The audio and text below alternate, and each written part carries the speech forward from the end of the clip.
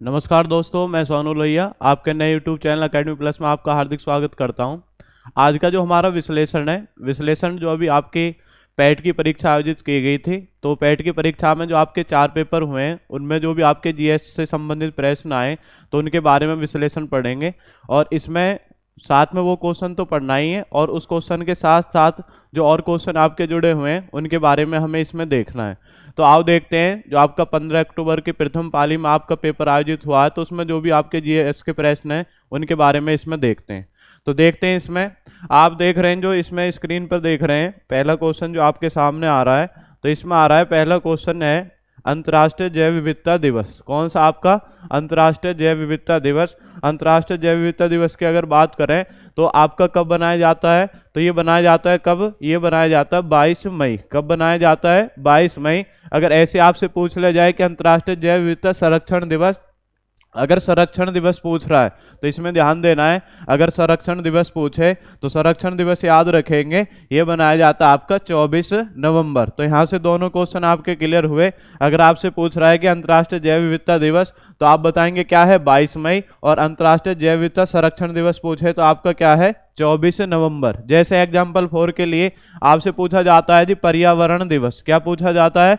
पर्यावरण दिवस। तो पर्यावरण दिवस आपने पढ़ रखा है, कब बनाया जाता है? 5 जून। लेकिन अगर ऐसे पूछ ले कि पर्यावरण संरक्षण दिवस, तो पर्यावरण संरक्षण दिवस आप जानेंगे पर्यावरण संरक्षण दिवस कब बनाया जाता है, तो ये बनाया जाता है आपका 26 नवंबर। कब बनाया जाता है? 26 नवंबर। तो ऐसे इसमें दो प्रश्न है। अगर आपसे पूछ रहा है अंतर्राष्ट्रीय जैव विविधता दिवस, तो जो पेपर में पूछा है तो उसमें याद रखेंगे 22 मई। लेकिन अगर पूछा है कि अंतर्राष्ट्रीय जैव विविधता संरक्षण दिवस, तो याद रखेंगे 24 नवंबर। जैसे पर्यावरण दिवस आपका कब होता है? 5 जून को। और पर्यावरण संरक्षण दिवस कब होता है आपका? 26 नवंबर। हाँ जी, ये क्लियर हुआ। अब नेक्स्ट क्वेश्चन है, निम्नलिखित में से कौन सा विश्व का सबसे बड़ा नदी द्वीप है? तो विश्व का सबसे बड़ा नदी द्वीप कौन सा आपका? माजुली। कौन सा आपका? माजुली। आपने पढ़ रखा होगा। तो माजुली द्वीप आप जैसे पढ़ा होगा ब्रह्मपुत्र नदी। ब्रह्मपुत्र नदी भारत में आपका अरुणाचल प्रदेश राज्य में प्रवेश करती है और उसके बाद असम में चली जाती है। असम में बहने के बाद में आपका यहाँ पे एक द्वीप बनाया जाता है, इसे कौन सा द्वीप बोलते हैं? माजुली द्वीप। तो कभी कभी ये भी पूछ लिया जाता है कि माजुली द्वीप कौन से राज्य में स्थित है। अगर राज्य पूछे तो कौन सा राज्य है? असम। और कौन सी नदी का द्वीप है? नदी आप बताएंगे कौन सी नदी आपकी? ब्रह्मपुत्र। तो कौन सी नदी ने बनाया है? ब्रह्मपुत्र ने। तो याद रखेंगे माजुली द्वीप का अगर पूछ रहा है तो माजुली द्वीप आपका कौन से राज्य में स्थित है? असम में। और आप बताएंगे कौन सी नदी का द्वीप है? ये आपका ब्रह्मपुत्र नदी का द्वीप। क्लियर हो गया। अब इसी क्रम में आगे बढ़ते हैं। नेक्स्ट पूछा है, जो हंगरी देश है, हंगरी, हंगरी कैपिटल पढ़ते हैं बुडापेस्ट, तो इसकी जो आपकी मुद्रा है वो किस नाम से जानते हैं? तो ये आपकी मुद्रा होती है हंगेरियन फ्लोरिट। क्या होती है? हंगेरियन फ्लोरिट। तो आपका जो ऑप्शन ए है, ऑप्शन ए याद रखेंगे, हंगेरियन फ्लोरिट, ये इसकी आपकी मुद्रा होती है। नेक्स्ट क्वेश्चन है, स्वतंत्रता के बाद भाषा के आधार पर गठित होने वाला पहला राज्य। तो सब आपने पढ़ा होगा, स्वतंत्रता के बाद गठित होने वाला भारत का पहला राज्य कौन है? आंध्र प्रदेश। कौन सा राज्य है? आंध्र प्रदेश। तो आंध्र प्रदेश जो है, जैसा आपने देखा होगा, ये पूरा मद्रास था, लेकिन आपका तेलुगु भाषा के आधार पर, कौन सी भाषा है? तेलुगु भाषा। तेलुगु भाषा के आधार पर आपके एक व्यक्ति थे पोटी श्री रामुलु, तो उन्होंने आमरण अनशन करना शुरू कर दिया। और उसके बाद में ये हमने जो आंध्र प्रदेश है, आंध्र प्रदेश को भाषा के आधार पर गठित होने वाला पहला राज्य आंध्र प्रदेश 1953। तो याद रखेंगे भाषा के आधार पर गठित होने वाला पहला राज्य आंध्र प्रदेश है। कौन सी भाषा के आधार पर बनाया गया? तेलुगु भाषा के आधार पर। और किस वर्ष बनाया गया जी? 1953। कब बनाया गया? 1953। इसके बाद में जो अन्य राज्य बने उन्हें भी आप एक बार देख लेते हैं। ये क्लियर हो गया यहाँ तक। अब आगे बढ़ते हैं। तो आंध्र प्रदेश था 1953, तेलुगु भाषा के आधार पर बना, मद्रास राज्य से अलग होकर के। जैसे अन्य राज्य आपसे पूछे, फिर उसके बाद में जैसे राज्य पुनर्गठन विधेयक आया और उसके माध्यम से भारत में 14 नए राज्य और 6 केंद्र शासित प्रदेश बनाए गए। तो उसके बाद में जो अन्य राज्य बने, जैसे 1960 में आप पढ़ते हैं, 1960 में कौन कौन बने? 1960 बने महाराष्ट्र और गुजरात। 1963 में पूछे, 1963 में कौन सा बना है? 1963 में बना है नागालैंड। 1900 आपका फिर आगे बढ़ेंगे, 1966 में पूछ रहा है, 1966 में बना है हरियाणा। 1971 में आपसे पूछे, 1971 में बना है हिमाचल प्रदेश। आपसे पूछे 1972 में, 1972 में याद रखेंगे 3 बने। एक कौन बना है? एक तो बना है जी मणिपुर, एक बना है मणिपुर, एक बना है त्रिपुरा, और एक कौन बना है? मेघालय। एक कौन बना है? मेघालय। याद रखेंगे 3। उसके बाद 1975 में आपका कौन सा राज्य बना है? सिक्किम। तो ये बड़े मोस्ट इंपोर्टेंट है, इनको ध्यान रखेंगे, सिक्किम। उसके बाद 1987 में 3 राज्य बने, एक तो आपका बना है जी मिजोरम, एक कौन बना है? मिजोरम। एक कौन बना है? एक बना है अरुणाचल प्रदेश, अरुणाचल प्रदेश। और एक आपका क्या बना है? एक बना है गोवा। मिजोरम, अरुणाचल प्रदेश और गोवा, ये 1987 में आपके 3 राज्य बने। उसके बाद आप याद रखेंगे वर्ष 2000 में 3 राज्य बने, जैसे यूपी से अलग होकर के उत्तराखंड, मध्य प्रदेश से अलग होकर के छत्तीसगढ़, बिहार से अलग होकर के झारखंड, ये आपके 3 राज्य बने। तो याद रखेंगे, इसमें क्रम याद रखेंगे। तो पहला कौन बना है इसमें? छत्तीसगढ़, 26वां राज्य छत्तीसगढ़। 27वां कौन है? 27वां आपका उत्तराखंड। 27वां कौन बना है? 27वां बना आपका उत्तराखंड। और उसके बाद याद रखेंगे 28वां कौन बना है? 28वां बना आपका झारखंड। कौन बना है जी? झारखंड। और उसके बाद आप पढ़ते ही हैं 29वां राज्य कौन सा है? 29वां राज्य, तो 29वां राज्य आपने पढ़ा है कौन सा? आपका तेलंगाना। कौन सा राज्य है? तेलंगाना। कब बना है? 2 जून 2014। कब बना है? 2 जून 2014। ये क्लियर हो गया आपके सभी का जी। एक बार देख लेंगे 1960 में कौन बने? महाराष्ट्र व गुजरात। 1963 में नागालैंड। 1966 में हरियाणा। 1971 में हिमाचल प्रदेश। 1972 में मणिपुर, त्रिपुरा और मेघालय। 1975 में सिक्किम। 1987 में मिजोरम। उसके बाद में मिजोरम, अरुणाचल प्रदेश, गोवा। 2000 में छत्तीसगढ़, उत्तराखंड और झारखंड। और 29वां राज्य कौन सा बना आपका? तेलंगाना। तो ये 2 जून 2014। तो ये भारत के राज्य हैं जो आपके सम्मिलित करने के लिए आ जाते हैं कि कब बने, तो ये आपके यहाँ से क्लियर हो गया। उसके बाद पूछा है लोकसभा में पद धारण करने की न्यूनतम आयु क्या है? तो याद रखना आपको, अगर न्यूनतम आयु से क्वेश्चन पूछा जा रहा है तो न्यूनतम आयु से जो क्वेश्चन आते हैं उनको एक बार देख लेंगे। न्यूनतम आयु से, तो न्यूनतम आयु वाले जो आपके क्वेश्चन है, न्यूनतम आयु, तो आपको पेपर का तो सॉल्यूशन मिल रहा है, साथ में जो अन्य क्वेश्चन मिल रहे हैं ये बहुत महत्वपूर्ण आपके स्टैटिक जीके के लिए। न्यूनतम आयु अगर आपसे पूछ रहा है वोट डालने के लिए, वोट डालने के लिए अगर आपसे पूछ रहा है तो कितनी होती है आपकी? 18 वर्ष। पहले 21 वर्ष थी, लेकिन 61वां संविधान संशोधन 1989 में ये आयु कितनी कर दी गई आपके? घटा करके 21 से 18 वर्ष। आपसे पूछेगा पंचायत का चुनाव लड़ने के लिए, किसका चुनाव लड़ने के लिए? पंचायत का। पंचायत में ग्राम पंचायत हो सकता है, क्षेत्र पंचायत हो सकता है। तो इस तरीके के जो चुनाव है लड़ने के लिए कितनी होती है? 21 वर्ष। फिर आपसे पूछेगा लोकसभा का चुनाव लड़ने के, लोकसभा का चुनाव लड़ने के लिए कितनी है? 25 वर्ष। ठीक है, जो निम्न सदन होता है उसके लिए 25 वर्ष है आपका। ऐसे विधानसभा राज्य में होता है, विधानसभा के लिए भी कितनी वर्ष है आपके? 25 वर्ष है। आपसे पूछेगा जी राज्यसभा के लिए, राज्यसभा के लिए अगर आपसे पूछ रहा है तो राज्यसभा के लिए याद रखेंगे 23 वर्ष। आपसे पूछेगा ऐसे ही जो राज्य है, राज्य में उस सदन कौन होता है? विधान परिषद। विधान परिषद के लिए पूछे तो कितने वर्ष है? 23 वर्ष। आपसे पूछा जाए राष्ट्रपति के लिए कितनी होती है जी? राष्ट्रपति पद पर जो आपका व्यक्ति चुना जाएगा उसकी न्यूनतम आयु 35 वर्ष। आपसे पूछे उपराष्ट्रपति के लिए कितनी होती है? उपराष्ट्रपति के लिए भी याद रखेंगे कितनी वर्ष होती है? 35 वर्ष। और आपसे पूछा जाएगा जी राज्यपाल के लिए कितनी है? राज्यपाल के लिए भी कितनी है? राज्यपाल के लिए भी आपके 35 वर्ष। तो ये न्यूनतम आयु से आपके जुड़े हुए क्वेश्चन है, एक बार पुनः देख लेंगे। वोट डालने के लिए कितनी होती है? वोट डालने के लिए कितनी है जी आपके? 18 वर्ष। पंचायत का चुनाव लड़ने के लिए 21 वर्ष। लोकसभा का चुनाव लड़ने के लिए 25 वर्ष। विधानसभा का चुनाव लड़ने के लिए 25 वर्ष। राज्यसभा का चुनाव लड़ने के लिए 23 वर्ष। विधान परिषद का 23 वर्ष। राष्ट्रपति चुनने के लिए 35 वर्ष। उपराष्ट्रपति के लिए 35 वर्ष। और राज्यपाल के लिए कितनी वर्ष होती है आपके? 35 वर्ष। तो ये न्यूनतम आयु से जो भी जुड़े हुए क्वेश्चन है ये आपके एक मैंने सीरीज में बता दिए। अब आगे देखते हैं इसी क्रम में, यहां तक क्लियर हो गया।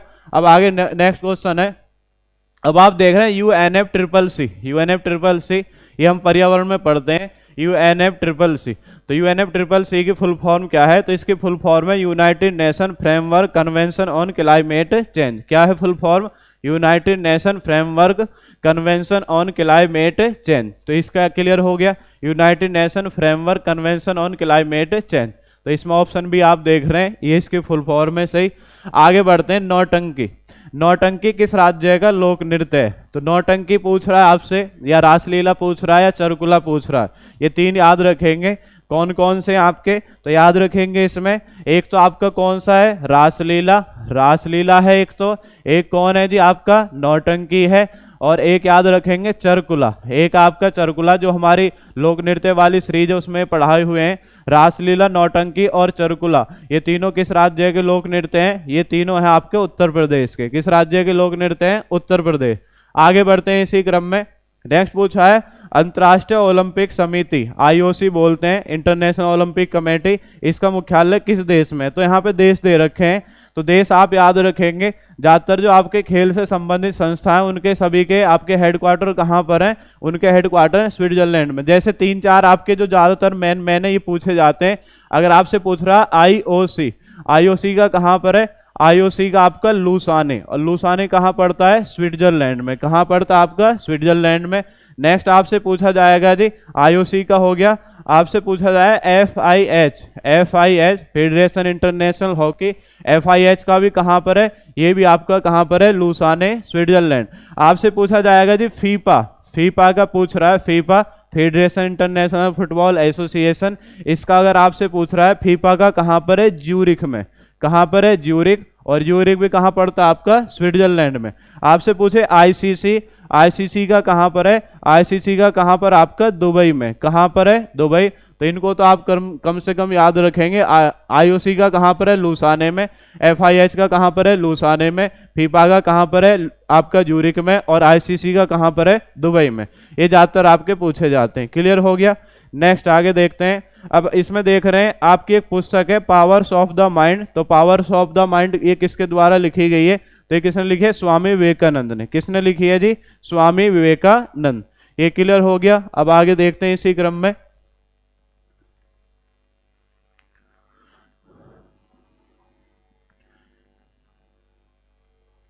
जो जीएस के प्रश्न है उन्हें हमें देखना है, उनको आपको करना है। जीएस से संबंधित जो आपके क्वेश्चन पूछे गए पेपर में, जीएस का विश्लेषण हम पढ़ रहे हैं, इसमें देखेंगे जो जीएस के आपके क्वेश्चन पूछे गए। हाँ जी, अब इसमें दे रखा है क्वेश्चन, संगमरमर का पितृ द्वारा या रंगीन पत्थर की जड़ाई का काम किसके समय में बहुत लोकप्रिय हुआ? तो जो संगमरमर है, संगमरमर आपका सबसे ज्यादा शाहजहां के शासनकाल में हुआ है। किसके शासनकाल में हुआ आपका? तो इसमें याद रखेंगे संगमरमर, ये किसके शासनकाल में? आपका शाहजहां के शासनकाल में। किसके शासनकाल में हुआ है? शाहजहां। तो इसे याद रखेंगे। जैसे आपने ताजमहल पढ़ा है, तो ताजमहल का निर्माण भी सफेद संगमरमर से किया गया, और किसके शासनकाल में हुआ है? शाहजहां। ये क्लियर हो गया।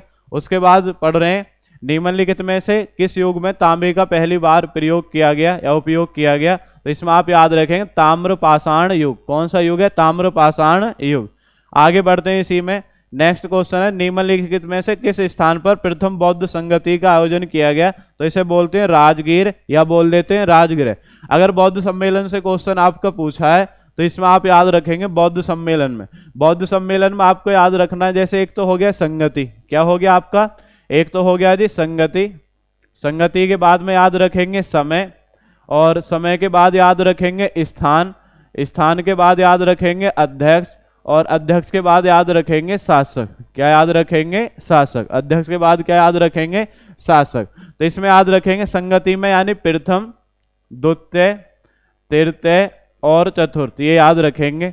समय अगर आपसे पूछ रहा है, समय याद रखेंगे 483 बीसी, 383 बीसी, ये क्रम से आप ध्यान रखना है। उसके बाद 255 बीसी, और उसके बाद है ईस्वी की प्रथम शताब्दी। ईस्वी की प्रथम शताब्दी, ईस्वी की क्या है? प्रथम शताब्दी। ये क्लियर हो गया, ईस्वी की प्रथम शताब्दी। उसके बाद आपसे पूछे स्थान, स्थान याद रखेंगे आरवीपी के, आरवीपी के। आर से क्या बनेगा? राजगृह, वी से क्या बन जाएगा? वैशाली, पी से बनेगा पाटलिपुत्र, के से क्या बन जाएगा? कुंडलवन, जम्मू कश्मीर। अध्यक्ष अगर पूछ रहा है, अध्यक्ष में याद रखेंगे MSMV। क्या याद रखेंगे? MSMV। एम से बन जाएगा महाकश्यप, एस से बन जाएगा साबाकामी, एम से बन जाएगा मोगलीपुत्र तिस्से, और वी से क्या बन जाएगा? वसुमित्र या अश्वघोष। फिर बात आती है जी शासक के, शासक याद रखेंगे एके। क्या है शासक? एके। ए से बन जाएगा अजातशत्रु, के से बन जाएगा कालाशोक, ए से बन जाएगा अशोक, और के से क्या बन जाएगा आपका? कनिष्क। ये क्लियर हो गया आपका। तो प्रथम बौद्ध संगति आपसे पूछ रहा है, द्वितीय पूछ रहा है, तृतीय, तो इस क्रम से आप निकाल लेंगे कि स्थान आपके हो गए आरवीपी के, राजगृह, वैशाली, पाटलिपुत्र और कुंडलवन। अध्यक्ष अगर आपसे पूछ रहा है MSMV, मोगलीपुत्र तिस्से, साबाकामी, उसके बाद मतलब ये आपका सबसे पहले महाकश्यप, उसके बाद साबाकामी, मोगलीपुत्र तिस्से, और कौन है? वसुमित्र। उसके बाद पूछ रहा है शासक, शासक एके, अजातशत्रु, कालाशोक, अशोक और कनिष्क। ये इसमें ध्यान रखेंगे।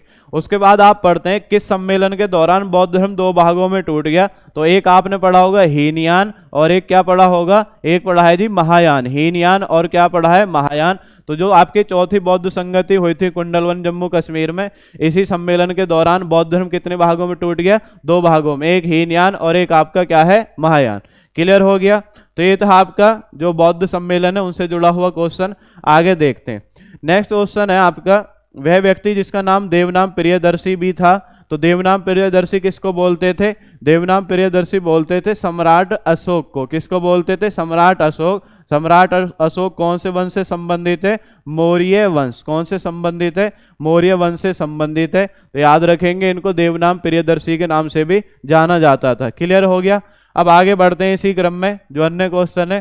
क्वेश्चन अब आप देख रहे हैं, यहाँ पे देख रहे हैं क्रम से, जब ईस्ट इंडिया कंपनी की स्थापना हुई तो निम्नलिखित में से भारत में किस वंश का शासन था। तो इसमें आप देख रहे हैं क्रम से, तो इसमें आप याद रखेंगे ये तो सब प्राचीन काल के हैं, अगर आपको याद भी नहीं है। अब इसमें मुगल सम्राट आप पढ़ते हैं, मुगल सम्राट, क्योंकि ईस्ट इंडिया कंपनी की स्थापना कब हुई है, 1600 ईस्वी में।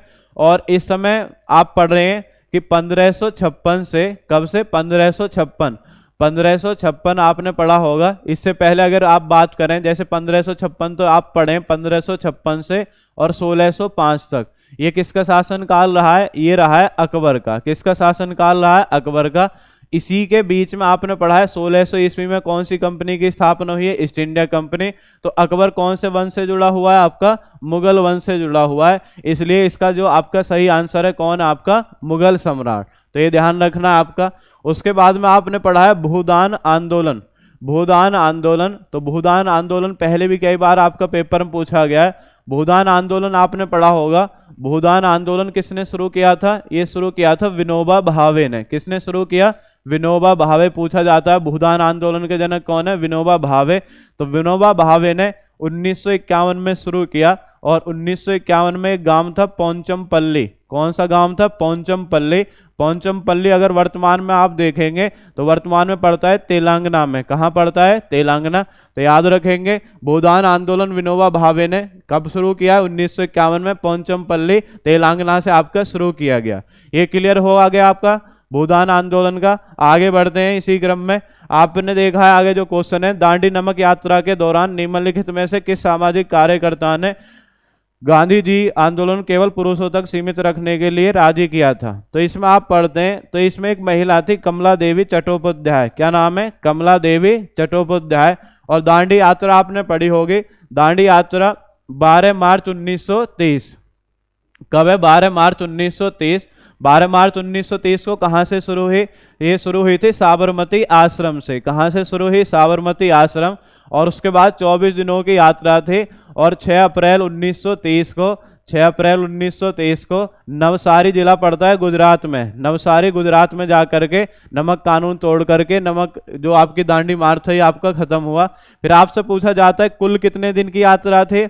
अगर कुल दिन पूछ रहा है तो कुल दिन याद रखेंगे 24 दिन। कितने दिन की यात्रा थी, 24 दिन। आपसे पूछा जाएगा इसी में कि इसमें कुल कितनी दूरी तय की। कुल दूरी अगर पूछ रहा है तो 24 दिन तो है, इसमें बाद में एक लगा देंगे, 241 मील। आपसे पूछा जाएगा कुल कितने समर्थक थे। समर्थक अगर आपसे पूछ रहा है तो समर्थक याद रखेंगे इसमें थे 78। तो इतना याद रखेंगे। साबरमती आश्रम से शुरू हुई है, नवसारी जिला पड़ता है गुजरात में, वहां जाके खत्म हो गई है। कितने दिन लगे, 24 दिन लगे। कुल दूरी कितने, 241 मील। और कुल समर्थक कितने, 78। तो ये आपके इससे जुड़े हुए क्वेश्चन थे। अब इसी क्रम में आगे बढ़ते हैं, नेक्स्ट देखते हैं। इसी में क्वेश्चन है पहला, इसमें आप देख रहे राष्ट्रवाद की पहली स्पष्ट अभिव्यक्ति निम्नलिखित में से किस क्रांति के साथ हुई थी। तो राष्ट्रवाद की पहली अभिव्यक्ति की अगर बात कर रहा है तो आपने पढ़ी होगी आपकी फ्रांसीसी क्रांति। कौन सी क्रांति है, फ्रांसीसी क्रांति। कौन सी क्रांति आपने पढ़ी है, फ्रांसीसी क्रांति। तो फ्रांसीसी क्रांति में राष्ट्रवाद की पहली आपकी अभिव्यक्ति क्रांति के साथ आपका इसका उद्भव हुआ। आपने फ्रांसीसी क्रांति पढ़ी होगी। जो फ्रांसीसी क्रांति है तो आपने पढ़ा है 1789। फ्रांस की क्रांति कब हुई है, 1789। और फ्रांस की जो क्रांति है इसी से हमने कौन से शब्द लिए, एक तो लिए समानता, एक क्या लिया है जी, एक शब्द लिया है स्वतंत्रता, और एक क्या लिया आपका बंधुत्व। ये क्वेश्चन भी आ जाते हैं। समानता, स्वतंत्रता और बंधुत्व, ये हमने कौन किस में लिए हैं? ये लिए हैं भारतीय संविधान के प्रस्तावना में। तो क्वेश्चन आ जाता है कि भारतीय संविधान के प्रस्तावना में समानता, स्वतंत्रता और बंधुत्व शब्द ये हमने कहाँ से लिए फ्रांस की क्रांति। और फ्रांस की क्रांति कब हुई? 1789 में। कब हुई है? 1789। ये इसका क्लियर हो गया। नेक्स्ट आगे बढ़ते हैं। अब क्वेश्चन है, सरकार के निम्नलिखित में से किस अधिनियम के कारण बंबई से सिंधु प्रांत का निर्माण हुआ? तो आपने पढ़ा होगा भारत सरकार अधिनियम 1935। तो इसका ये सही आंसर है, भारत सरकार अधिनियम 1935। आगे बढ़ते हैं इसी क्रम में। क्वेश्चन है, प्रसिद्ध युद्ध का नारा दिल्ली चलो। दिल्ली चलो का जो आपका नारा है, तो आपने जो आपकी सीरीज थी भारत के प्रमुख व्यक्तित्व, उसमें आपका ये पढ़ाया गया। तो उसमें आपको बताया था जो दिल्ली चलो है, नॉर्मल क्वेश्चन है, दिल्ली चलो का जो नारा है ये किसने दिया थी? ये दिया था सुभाष चंद्र बोस ने। कौन सा नारा है? दिल्ली चलो। दिल्ली चलो का नारा किसने दिया है? ये दिया है सुभाष चंद्र बोस ने। और सुभाष चंद्र बोस ने कब दिया था? तो ये दिया था आपका सिंगापुर में, जब भारतीय सेना को आपका संबोधित कर रहे थे सेना कमांडर के रूप में। तो सिंगापुर में दिया था 1943 में दिल्ली चलो का नारा। दो और नारे इनके, एक है तुम मुझे खून दो मैं तुम्हें आज़ादी दूंगा, और एक आपका जय हिंद। तो ये सब नारे किसने दिए? ये दिए सुभाष चंद्र बोस ने। तो याद रखेंगे, अगर ये पूछ रहा है कि दिल्ली चलो का नारा कहाँ पे दिया गया, ये दिया गया सिंगापुर में। और किस वर्ष दिया गया? आपका 1943। ये क्लियर हो गया। आगे बढ़ते हैं इसी क्रम में। नेक्स्ट क्वेश्चन है, निम्नलिखित में से कौन जनसंख्या वितरण को प्रभावित करने वाला आर्थिक कारक नहीं है? तो आर्थिक कारक में आप याद रखेंगे पानी की उपलब्धता, ये आर्थिक कारक नहीं है, क्योंकि एक ऐसा कारक आपका पर्यावरण से संबंधित कारक है, पानी की उपलब्धता। नेक्स्ट क्वेश्चन देख रहे हैं, विश्व की सबसे ऊंची चोटी माउंट एवरेस्ट किन दो देशों के बीच स्थित है? तो विश्व की जो सबसे ऊंची चोटी है, जैसे आप पढ़ते हैं भारत का विस्तार है, तो भारत के विस्तार में आपने पढ़ा होगा, जैसे आपने पढ़ा होगा भारत का विस्तार, एग्जाम्पल 4 के लिए भारत का विस्तार है। तो यहाँ पे आप देखते हैं इधर वैसे ये तिब्बत है, क्या है आपका? तिब्बत। और यहाँ पे एक देश आपने पढ़ा होगा, कौन सा है? नेपाल। भारत के बिल्कुल ऊपर कौन सा देश है? नेपाल। तिब्बत वैसे किसके अधिकार में आता है? चीन के अधिकार में आता है, लेकिन एग्जैक्ट पूछ रहा है तो तिब्बत और क्या हो जाएंगे? नेपाल। और वैसे अधिकार क्षेत्र पूछे तो तिब्बत मतलब नेपाल और चीन हो जाएंगे। तो यहीं पे सबसे ऊंची चोटी कौन है? चोटी आपकी माउंट एवरेस्ट। कौन सी चोटी है? Mount Everest.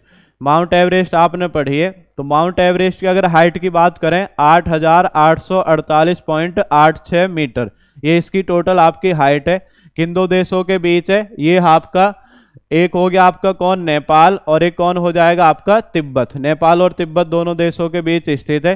फिर आपसे पूछ लेगा जो माउंट एवरेस्ट चोटी है हिमालय पर्वत में तो है, लेकिन हिमालय पर्वत के किस श्रेणी का भाग है? अगर श्रेणी पूछ रहा है तो श्रेणी याद रखेंगे वृहत हिमालय श्रेणी। कौन सी श्रेणी है? वृहत हिमालय श्रेणी। तो इस श्रेणी का भाग है, या महान हिमालय श्रेणी बोल देंगे, या ग्रेट हिमालय श्रेणी। तो श्रेणी भी याद रखेंगे, जैसे काराकोरम श्रेणी है, पीर पंजाल है, विंध्याचल वगैरह इस तरीके की श्रेणी है। तो उसमें भी कौन सी श्रेणी है? वृहत हिमालय श्रेणी।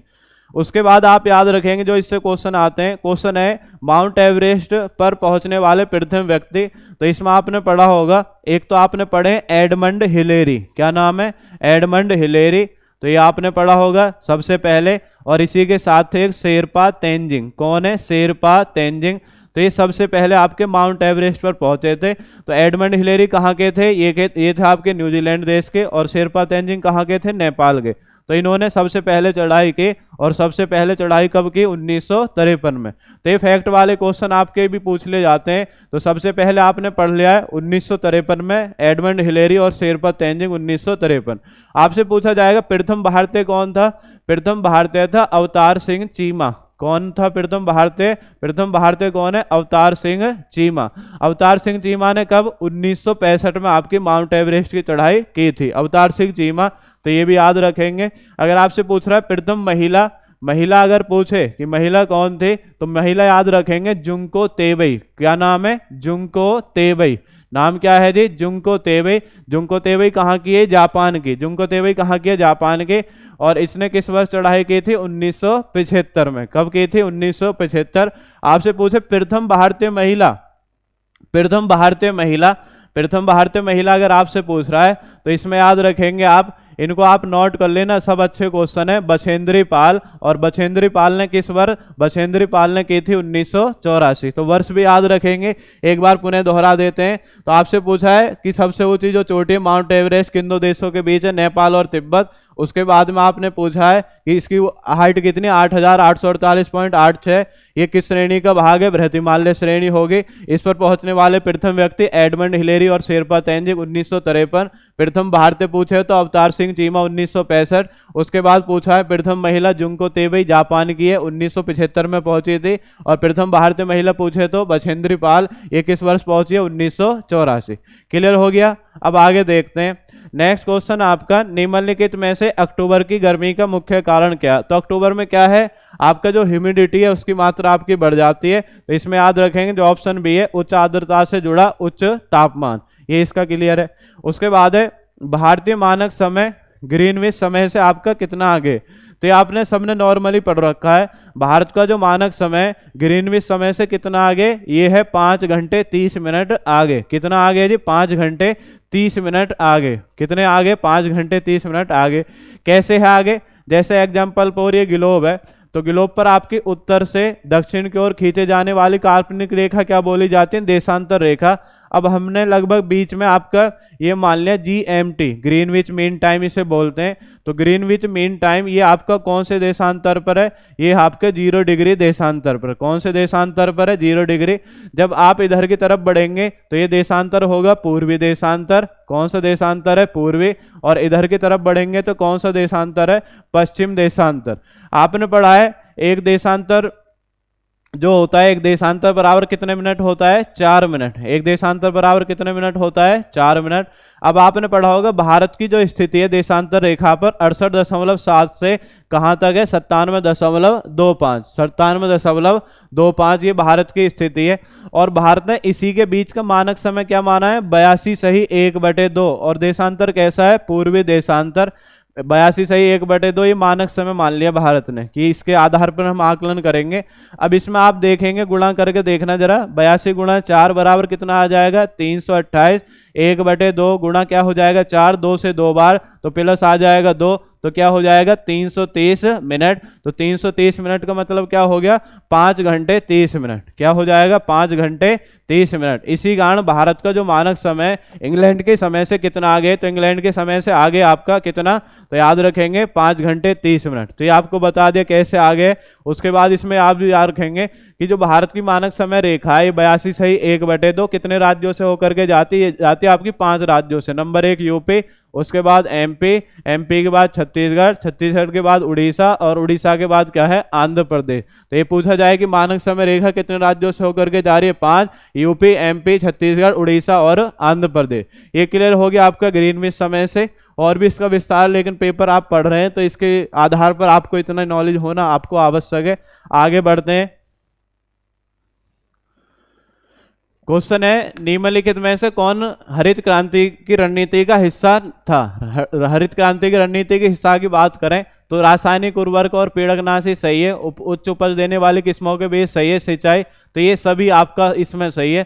हरित क्रांति आपने पढ़ी होगी। विश्व में अगर पूछ रहा है हरित क्रांति के जनक, तो विश्व में तो जनक कौन है, नॉर्मन ई बोरलॉग। कौन है, नॉर्मन ई बोरलॉग। विश्व में अगर आपसे पूछे कि हरित क्रांति के जनक कौन है, तो आपने पढ़ा है विश्व में हरित क्रांति के जनक है Norman E Borlaug. Norman E Borlaug ये विश्व में हरित क्रांति के जनक कहे जाते हैं। तो नॉर्मन ई बोरलॉग वैसे तो मूल रूप से यूएसए के रहने वाले हैं, लेकिन इन्होंने अपने प्रयोग कौन से देश में किए थे, प्रयोग किए थे मैक्सिको देश में। और इन्होंने गेहूं के बौनेपन का जीन कौन सा है, नॉरिन 10। तो जो नॉरिन 10 है ये गेहूं के बौनेपन का जीन है। इसी जीन के कारण जो गेहूं की आपकी उत्पादकता है उसमें आपकी बढ़ोतरी हुई है। उसके बाद आपने पढ़ा है भारत में अगर पूछ रहा है भारत में हरित क्रांति के जनक कौन है, भारत में MS स्वामीनाथन। कौन है, MS स्वामीनाथन, मौनकेम्बो स्वामीनाथन। तो आपने पढ़ा है मौनकेम्बो संबाशिवन स्वामीनाथन, इनका पूरा नाम है MS स्वामीनाथन।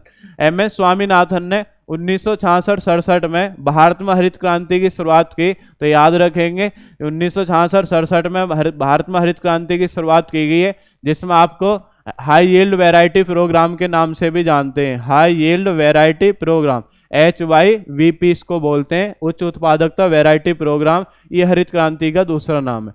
तो हरित क्रांति से इतना याद रखेंगे कि हरित क्रांति का जनक विस्मय नारमनी बोल रहा आगे। और भारत में पूछे थे डॉक्टर एम.एस. स्वामीनाथन है। भारत में इसकी शुरुआत कब की गई? 1966-67। ये क्लियर हो गया। आगे बढ़ते हैं। नेक्स्ट क्वेश्चन आप देख रहे हैं, निम्नलिखित में से किस नदी को बिहार का शोक कहा जाता है? बिहार का शोक, तो बिहार का शोक आपने पढ़ा होगा। इसमें अब कुछ वन लाइनर क्वेश्चन है, इनको आप ध्यान रखेंगे। अगर आपसे पूछा है बिहार का शोक, बिहार का शोक अगर आपसे पूछ रहा है तो बिहार का शोक कौन सी नदी है? बिहार का शोक है कोसी नदी। कौन सी नदी है? कोसी नदी, क्योंकि ये बिहार राज्य में बाढ़ लेकर के आती है। आपसे पूछा जाएगा जी उड़ीसा का शोक, उड़ीसा का शोक किसे बोलते हैं? उड़ीसा का शोक अगर आपसे पूछ रहा है, उड़ीसा का शोक याद रखेंगे महानदी। कौन सी नदी है? महानदी। ये जो आपकी नदी उनसे संबंधित क्वेश्चन है, वन लाइनर। उड़ीसा का शोक महानदी। आपसे पूछा जाएगा बंगाल का शोक, बंगाल, बंगाल का शोक, बंगाल का शोक, क्योंकि ये नदी बाढ़ लेकर के आती है। बंगाल का शोक कौन सी नदी है? तो ये नदी आपकी दामोदर नदी। कौन सी नदी है? दामोदर नदी। क्लियर हो गया। आपसे पूछा जाए विश्व की सबसे ज्यादा विश्वासघाती नदी, विश्व की सबसे ज्यादा विश्वासघाती नदी, तो विश्वासघाती नदी अगर आपसे पूछ रहा है, इसमें याद रखेंगे हुगली नदी। कौन सी नदी है? हुगली नदी, क्योंकि अपना स्थान बदलती रहती है इधर उधर आपका और बाढ़ लेकर के आती है। तो विश्वासघाती नदी कौन सी? हुगली नदी। एक बार दोबारा देखेंगे, बिहार का शोक पूछा है तो कोसी नदी है, उड़ीसा का शोक पूछा है महानदी है, बंगाल का शोक पूछा है दामोदर नदी है, और विश्वासघाती नदी पूछा है तो कौन सी? आपकी हुगली नदी। कौन सी नदी है? हुगली नदी। ये क्लियर हो गया। इसी में जैसे आपसे दो क्वेश्चन और आपको याद रखना है। एक आपका आता है कि वृद्ध गंगा या बूढ़ी गंगा, कौन सी गंगा है? वृद्ध या बूढ़ी गंगा, वृद्ध गंगा या बूढ़ी गंगा अगर आपसे पूछ रहा है तो ये कौन सी नदी है? ये नदी है गोदावरी। कौन सी नदी है? गोदावरी। और दक्षिण भारत की गंगा पूछे, कौन सी गंगा? दक्षिण भारत की गंगा। दक्षिण भारत की गंगा अगर आपसे पूछ रहा है तो इसमें याद रखेंगे कावेरी। कौन सी नदी है? कावेरी। तो इनको ध्यान रखेंगे, नदी से संबंधित आपके वन लाइनर क्वेश्चन है, इनको भी आपको ध्यान रखना है। अब आगे देखते हैं। नेक्स्ट क्वेश्चन आपका, भारत में पंचवर्षीय योजनाओं को अंतिम अनुमोदन कौन देता है? तो पंचवर्षीय योजना की बात करें तो पंचवर्षीय योजना का जो प्रारूप है, इसमें देखते हैं पंचवर्षीय योजना का प्रारूप। ये हमने कौन से देश से लिया है? ये लिया है रूस से। अब पंचवर्षीय योजना अब तो है नहीं, लेकिन जब पहले बनती थी तो इनका अगर बात करें निर्माण कौन करता था? निर्माण करता था योजना आयोग। तो याद रखेंगे, अगर पूछ रहा है कि पंचवर्षीय योजना का निर्माण, तो निर्माण करता था योजना आयोग। लेकिन अंतिम स्वीकृति अगर आपसे पूछ रहा है, अंतिम अनुमोदन या अंतिम स्वीकृति, तो अंतिम अनुमोदन कौन देता था? अंतिम अनुमोदन देता था एनडीसी। तो ये तीन तो क्वेश्चन जरूर याद रखेंगे। पंचवर्षीय योजना हमने कौन से देश से लिए हैं? रूस से। निर्माण कौन करता था? योजना आयोग। और अंतिम अनुमोदन कौन देता था? एनडीसी। तो आपने पढ़ा होगा प्रथम पंचवर्षीय योजना 1951 से और 1956 तक। उसके बाद आपने पढ़ा है 56 से 61, 61 से फिर आपने पढ़ा है 66। उसके बाद इसी क्रम में 66 से और 69 तक आपका योजना विकास रहा। फिर 1969 से 1974, फिर उसके बाद में 1974 से 1969 हो गया। 74 से फिर आप 78, क्योंकि 78 में अनवरत योजना आपकी लागू कर दी गई। 78 से 80 तक वो रही 2 वर्ष। उसके बाद 80 से 85, 85 से 90, 90 से 92 में फिर तृतीय योजना विकास रहा। और फिर इस तरीके से आपका लगातार इनका 5-5 वर्ष का कार्यकाल रहा है। और अंतिम पंचवर्षीय योजना कौन सी थी? 12वीं पंचवर्षीय योजना, जिसका कार्यकाल 1 अप्रैल 2012 से और कब तक था? इसका था 31 मार्च 2017 तक। कब तक था जी? आपका 31 मार्च 2017। तो इतना याद रखेंगे इसमें कि पंचवर्षीय योजना कौन से देश से लिए? रूस से। निर्माण कौन करता था? योजना आयोग करता था। अंतिम अनुमोदन कौन देता था? एनडीसी। और अंतिम पंचवर्षीय योजना कौन सी थी? 12वीं पंचवर्षीय योजना। 2 और याद रखेंगे इसमें। एक तो प्रथम योजना का मतलब जो प्रथम योजना है, कि प्रथम योजना कौन से मॉडल पर आधारित थी? प्रथम योजना मतलब प्रथम पंचवर्षीय योजना। प्रथम पंचवर्षीय योजना ये कौन से मॉडल पर आधारित थी? इसको याद रखेंगे। तो इसका जो मॉडल अगर पूछ रहे तो कौन सा मॉडल है? Herald Domar. कौन सा मॉडल है? Herald Domar model. और दूसरी का बहुत आ जाता है आपका द्वितीय पंचवर्षीय योजना। कौन से मॉडल पर आधारित थी? द्वितीय पंचवर्षीय योजना। तो द्वितीय पंचवर्षीय योजना आप याद रखेंगे। ये कौन सा मॉडल था आपका? पीसी महालनोबिस। मॉडल में ये 2 बहुत आते हैं, पीसी महालनोबिस। और इसमें द्वितीय में आपका जो कारखाने थे उनको आपको बढ़ावा दिया गया। पहली वाली में आपका जो कृषि थी उसको बढ़ावा दिया गया। तो याद रखेंगे पीसी महालनोबिस मॉडल है। और इसमें कौन सा है आपका? Herald Domar model. तो और भी विश्लेषण है, लेकिन आपका पेपर देख रहे हैं तो यहाँ पे इतना आप जानेंगे। ये आपका हो गया पंचवर्षीय योजना से जुड़े। अब क्वेश्चन है, किसी भी विकासशील अर्थव्यवस्था के प्रारंभिक क्षेत्र चरणों में अधिकांश गतिविधियां किस क्षेत्र में आपके संबंधित होती हैं? तो इसमें आपका जो है प्राथमिक वाला याद रखेंगे। इसमें आगे बढ़ते हैं। निम्नलिखित में से कौन एक वाणिज्यिक बैंक नहीं है? तो वाणिज्यिक बैंक जो व्यापार करता है, तो लोगों से सीधा व्यापार करता है, तो इसमें कौन नहीं है? इसमें नहीं है सिडबी। कौन नहीं है? सिडबी। सिडबी आप पढ़ते हैं, सिडबी। तो सिडबी की फुल फॉर्म होती है small industry development bank of India. SIDBI की अगर बात करें तो भारतीय लघु उद्योग विकास को बढ़ावा देने के लिए कार्य करता है। स्थापना की बात करें 1990 और मुख्यालय कहाँ पर? आपका लखनऊ। इसका कार्य क्या है? कार्य ये है, जो आपके सूक्ष्म या आप कह सकते हैं मध्यम या आप कह सकते हैं लघु, सूक्ष्म मध्यम और क्या है? लघु। तो ये जो आपके उद्योग होते हैं तो इनको बढ़ावा देने के लिए ये क्या करता है? ये ऋण प्रदान करता है। ऋण प्रदान करने के साथ साथ इनके लिए आपका नियंत्रण इकाई के रूप में भी कार्य करता है, कि इनके ऊपर नियंत्रण रखता है। तो ये कार्य किसका होता है? आपका ये होता है सिडबी का, small industry development bank of India का ये आपका कार्य होता है। तो इसी कारण सिडबी आपका व्यापारिक बैंक नहीं है। इसी क्रम में आगे देखते हैं, निम्नलिखित में से कौन सार्वजनिक क्षेत्र के उपक्रम संसद के तहत एक विशेष कानून पारित करके स्थापित किया गया? तो एक आपका निगम है वैधानिक निगम। कौन सा निगम है? वैधानिक निगम। नेक्स्ट आपका, भारत की संघीय कार्यकारिणी में निम्नलिखित में से कौन शामिल नहीं है? तो संघीय कार्यकारिणी में आप देख रहे हैं सीधा सा, ये राज्य के मुख्यमंत्री, राज्य के मुख्यमंत्री आपका राज्य में कार्य करेगा। तो संघीय कार्यकारिणी से इसका कोई मतलब नहीं है। आगे इसी में अगर संघीय कार्यकारिणी की बात कर रहा है, संघीय कार्यकारिणी, संघीय कार्यकारिणी में आप याद रखेंगे तो संघीय कार्यकारिणी या आप कह देंगे कार्यपालिका। कार्यपालिका, तो संघीय कार्यपालिका का जो विवरण है आर्टिकल 52 से लेकर के और 78 तक आपकी संघीय कार्यपालिका है। अब इसमें कौन कौन से पद आते हैं? जो इसमें पद आते हैं वो देख लेंगे। तो इसमें नंबर 1 तो आप याद रखेंगे राष्ट्रपति, संघीय कार्यपालिका का जो निर्माण करते हैं। उसके बाद याद रखेंगे उपराष्ट्रपति। उपराष्ट्रपति के बाद याद रखेंगे मंत्रिपरिषद। मंत्रिपरिषद, मंत्रिपरिषद का मुखिया कौन है? प्रधानमंत्री। प्रधानमंत्री। और उसके बाद याद रखेंगे कौन होता है? महान्यायवादी। तो ये जो आपके 5 आप देख रहे हैं पद, इनसे मिलकर के क्या बनती है? संघीय कार्यपालिका बनती है। तो राष्ट्रपति आपने पढ़ा होगा, आर्टिकल 52 में राष्ट्रपति का पद है, उपराष्ट्रपति का 63 में, मंत्रिपरिषद कितने में? 74 में। और प्रधानमंत्री, तो प्रधानमंत्री के लिए कोई विशेष आर्टिकल नहीं है, लेकिन इतनी बात जरूर मिलती है कि मंत्रिपरिषद के मुखिया के रूप में प्रधानमंत्री की नियुक्ति की जाएगी और प्रधानमंत्री की सलाह पर अन्य मंत्रियों की नियुक्ति की जाएगी। तो ये 75 में। और महान्यायवादी आपने पढ़ा होगा 76। तो आपकी संघीय कार्यपालिका बनती है राष्ट्रपति, उपराष्ट्रपति, मंत्रिपरिषद, प्रधानमंत्री और महान्यायवादी। इनसे मिलकर के संघीय कार्यपालिका। ये आपका अच्छा क्वेश्चन है, पूछ लेते हैं। और राज्य की कार्यपालिका की अगर बात करें तो जैसे यहाँ पे राष्ट्रपति पढ़ रहे हैं, ऐसे ही राज्य में कौन हो जाएगा? राज्यपाल हो जाएगा। उसके बाद यहाँ पे देखें उपराष्ट्रपति, तो ऐसा वहाँ पे कोई पद है नहीं। उसके बाद मंत्रिपरिषद हो जाएगी, राज्य की जो मंत्रिपरिषद होती है। मंत्रिपरिषद ये क्या है? राज्य की कार्यपालिका। राज्य की अगर पूछ रहा है, राज्य की कार्यपालिका, क्योंकि इस बार संघ का आगे अगर राज्य की कार्यपालिका पूछ ले तो ये ध्यान रखेंगे, राज्य की कार्यपालिका का निर्माण राज्यपाल, मंत्रिपरिषद। मंत्रिपरिषद के बाद याद रखेंगे मुख्यमंत्री। क्या याद रखेंगे? मुख्यमंत्री हो गया। और मुख्यमंत्री के बाद में जैसे यहाँ पे महान्यायवादी है, वहां पे क्या होता है? महाधिवक्ता। क्या होता है? महाधिवक्ता।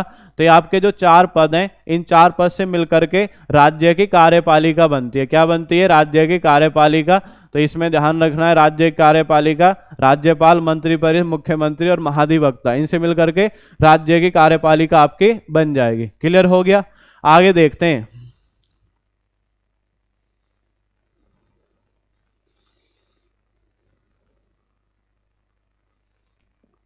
अब देख रहे हैं इसमें क्वेश्चन, निम्नलिखित में से कौन सा अनुच्छेद भारतीय संविधान में सर्वोच्च न्यायालय की स्थापना के गठन के बारे में? तो अगर आपसे पूछ रहा न्यायालय के बारे में 3 अनुच्छेद आपको याद रखने। एक तो आर्टिकल 124 आपने पढ़ लिया। आर्टिकल 124 में क्या है? सुप्रीम कोर्ट का गठन व संरचना। सुप्रीम कोर्ट का गठन व संरचना। तो इसमें तो वैसे आंसर क्या है? 124, सुप्रीम कोर्ट का गठन व संरचना। आपसे पूछा जाएगा कि 214 बहुत आता है। 214 में क्या है? प्रत्येक राज्य में एक हाई कोर्ट होगा। क्या है आपका? 214 में प्रत्येक राज्य में क्या है, प्रत्येक राज्य में क्या होगा, प्रत्येक राज्य में एक हाई कोर्ट होगा। तो एक हाई कोर्ट होगा, ये कौन से आपके अनुच्छेद में कहा गया है, 214 में। 216 में क्या है, 216 में हाई कोर्ट का गठन व संरचना, हाई कोर्ट का गठन व संरचना, ये कौन से में, 216। तो इनको ध्यान रखना है। 124 सुप्रीम कोर्ट का गठन व संरचना, 214 में प्रत्येक राज्य के लिए हाई कोर्ट होगा, और 216 में क्या है, हाई कोर्ट का गठन व संरचना। तो ये 3 आर्टिकल हैं आपके न्यायालय से जुड़े हुए, इनको ध्यान रखना है। आगे देखते हैं जो क्वेश्चन है। क्वेश्चन आगे, निम्नलिखित में से किसके पास मौलिक अधिकारों को लागू करने की शक्ति है। तो मौलिक अधिकारों को लागू कौन करता है, तो इसमें आप याद रखना है, मौलिक अधिकारों को लागू करने का जो अधिकार है वो किससे होता है, सर्वोच्च न्यायालय। मौलिक अधिकारों को लागू करने का अधिकार किससे होता है, तो इसमें याद रखेंगे सर्वोच्च न्यायालय। तो याद ध्यान रखना, कौन सा न्यायालय होता है, सर्वोच्च न्यायालय। उसके बाद है, भारत में राष्ट्रीय मानवाधिकार आयोग निम्नलिखित में से किस मंत्रालय के अधीन है। तो मानवाधिकार आयोग वैसे तो आपका स्वतंत्र है, तो आपने पढ़ा भी होगा जो मानवाधिकार आयोग है। तो मानवाधिकार आयोग की जो स्थापना है किस वर्ष की गई, 1993। कब की गई, तो स्थापना से आ जाता है कि राष्ट्रीय मानवाधिकार आयोग की स्थापना कब की गई, 1993। तो ये आपका स्वतंत्र रूप से कार्य करता है। उसके बाद में आप क्वेश्चन देख रहे हैं, निम्नलिखित में से किस केंद्र शासित प्रदेश में उच्च न्यायालय स्थापित करने का अधिकार है। तो किसी भी केंद्र शासित प्रदेश में उच्च न्यायालय अगर स्थापित करेगा तो कौन करेगा, आपका संसद करेगी। कौन करेगी, संसद। आगे, निम्नलिखित में से कौन सा वानस्पतिक रेशा नहीं है। तो वानस्पतिक रेशा की अगर बात करें, कौन नहीं है, नायलॉन। कौन नहीं है, आपका नायलॉन। ये वानस्पतिक नहीं है, कृत्रिम तरीके से आपका बनाया जाता है। तारों का रंग किस पर निर्भर करता है। तो तारों का रंग किस पर निर्भर करता है, तापमान पर। तारों का रंग किस पर निर्भर करता है, तापमान। तारे की अगर बात करें, ये अपने जीवन काल में 4 तरीके के रंग दर्शाता है। सबसे पहले रहता है नीला, नीला के बाद रहेगा आपका सफ़ेद, सफ़ेद के बाद रहेगा पीला, और पीला के बाद रहेगा लाल। तो तारे के अपने जीवन काल में 4 रंग होते हैं, नीला, सफ़ेद, पीला और लाल। तो इसमें आपने पढ़ा होगा सबसे पहले होता है नीला और सबसे बाद में कैसा होता है, लाल। अगर आपसे पूछे वृद्धावस्था के दौरान तारे का रंग कैसा हो जाता है, लाल, तो याद रखेंगे। और तारे में ऊर्जा का स्रोत कौन सी क्रिया है, तो याद रखेंगे तारे में ऊर्जा का स्रोत का क्रिया कौन सी है, नाभिकीय संलयन। कौन सी क्रिया है, नाभिकीय संलयन, जिसमें हाइड्रोजन जो गैस है ये किसमें परिवर्तित होती रहती है, हीलियम में। और सूर्य भी क्या है, सूर्य भी एक तारा है। सूर्य क्या है, आपका एक तारा है। तो ये तारे का जो रंग है तापमान पर निर्भर करता है और कितने रंग दर्शाता है, 4। और इसमें क्रिया कौन सी है, नाभिकीय संलयन। नेक्स्ट क्वेश्चन है, निम्नलिखित में से कौन ग्लोबल वार्मिंग के लिए जिम्मेदार है। तो ग्लोबल वार्मिंग यानी वैश्विक तापन, जो पृथ्वी का तापमान बढ़ रहा है, तो उसमें याद रखेंगे ग्रीन हाउस गैस। और ग्रीन हाउस गैस में भी सबसे ज्यादा जिम्मेदार है CO2, कार्बन डाइऑक्साइड। नेक्स्ट देख रहे हैं, निमोनिया मानव शरीर के निम्नलिखित में से किस अंग को प्रभावित करता है। तो निमोनिया किसको प्रभावित करता है, फेफड़ों को। किसको प्रभावित करता है, फेफड़ों को। आगे देखते हैं, इसमें जो आपके करंट के क्वेश्चन आए थे या और जो अन्य क्वेश्चन है उनको एक बार इसमें देख लेते हैं, जो अन्य क्वेश्चन आपके पूछे गए हैं।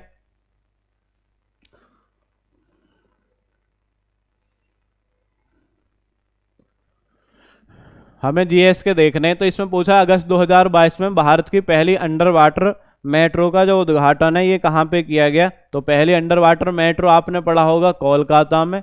नेक्स्ट है, निम्नलिखित में किस देश के वैज्ञानिकों ने पहला कृत्रिम भ्रूण तैयार किया है। तो ये हो गया आपका इजराइल। प्रधानमंत्री नरेंद्र मोदी ने निम्नलिखित में से किस राज्य में इंडियन इंटरनेशनल बुलियन एक्सचेंज स्थापित किया है। तो ये याद रखेंगे कौन है, आपका गुजरात। उसके बाद है, निम्नलिखित में से किस देश ने अगस्त 2022 में ताइवान के पास सबसे बड़े सैन्य अभ्यास। तो इसमें याद रखेंगे कौन है, चीन। तो ये करंट के क्वेश्चन थे। आगे देखते हैं इसी में। नेक्स्ट क्वेश्चन देखते हैं, भारतीय सेना ने जुलाई 2022 में अखिल भारतीय उपग्रह संचार अभ्यास का आयोजन किया था। तो इसे किस नाम से जानते हैं, स्काई लाइट। उसके बाद भारत के किन 2 शहरों के बीच आकाशा, भारत के किन 2 शहरों के बीच आकाशा। तो आकाशा एयरलाइन अगर आपसे पूछे मुंबई से अहमदाबाद, मुंबई से अहमदाबाद। आपसे पूछे आज़ादी के अमृत महोत्सव बढ़े चलो अभियान, तो ये कौन सा मंत्रालय चला रहा है, संस्कृति मंत्रालय। निम्नलिखित में से कौन भारत का पड़ोसी देश नहीं है। तो UAE। बाकी ये पड़ोसी देश है म्यांमार, चीन, मालदीव। तो ये आपने पढ़े होंगे। ये आपके जैसे म्यांमार और चीन तो आपका स्थल जो सीमा है तो वहाँ से आपके लगते हैं, और मालदीव जो आपका समुद्री सीमा से लगता है। नेक्स्ट है, निम्नलिखित में से किस आईआईटी ने भारतीय भाषा में प्रौद्योगिकी आगे बढ़ाने के लिए A14 और उसमें भारत में नीलकेणी केंद्र की शुरुआत की है? तो ये कौन सा है? मद्रास, आईआईटी मद्रास। किस केंद्रीय मंत्री की अध्यक्षता में चंडीगढ़ में नशीली दवा? तो इसमें याद रखेंगे अमित शाह। उसके बाद कौन सा राज्य भारत में पहला हर घर जल राज्य बन गया? इसमें कौन है आपका? गोवा। क्या है इसमें आपका? गोवा। आगे इसमें पढ़ते हैं, ये आपने कर ही लिए क्वेश्चन जो आपके इससे जुड़े हुए थे, जीएस से जुड़े हुए। तो आपका जो 15 अक्टूबर की प्रथम पाली में आयोजित हुआ था पेपर, उसका विश्लेषण था, और जो भी इसमें जीएस से जुड़े हुए प्रश्न थे और उनसे और भी जो प्रश्न बनते हैं उनका विश्लेषण किया गया। आगे भी इसी तरीके से जो 15 के आपका सेकंड में और 16 फर्स्ट और 16 सेकंड में जो आपके पेपर आयोजित हुए हैं, तो उनसे जीएस के रिलेटेड जो भी क्वेश्चन बनते हैं वो इस तरीके से विश्लेषण कर लेंगे और आप उन्हें अच्छी तरीके से नोट कर लें। ये आपके आगामी जो भी आपकी परीक्षा होगी उसमें आपको अच्छे कामयाबी के लिए अच्छे आपके सिद्ध होंगे। धन्यवाद। इसी के साथ आपसे विदाई लेते हैं। धन्यवाद। जय हिंद, जय भारत।